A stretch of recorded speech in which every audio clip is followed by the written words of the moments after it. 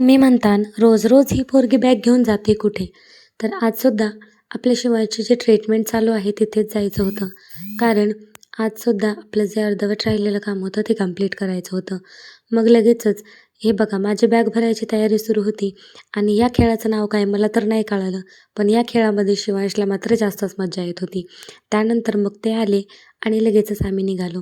आजसुद्धा जालन्याला जायचं होतं आणि लगेच हॉस्पिटलमध्ये गेलो.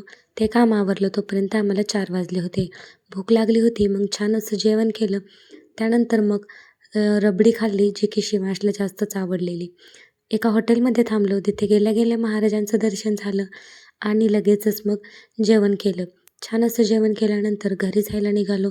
थंडी तर खूपच जास्त वाढलेली होती आणि घरी गेल्यानंतर शिवांशला एवढी सगळी औषधं द्यायची होती, जे की बघून मलाच कसं तरी होत होतं. तर त्यानंतर मग असा होता माझा आजचा दिवस. व्लॉग आवडल्यास लाईक, फॉलो आणि शेअर करायला विसरू नका. Okay, bye.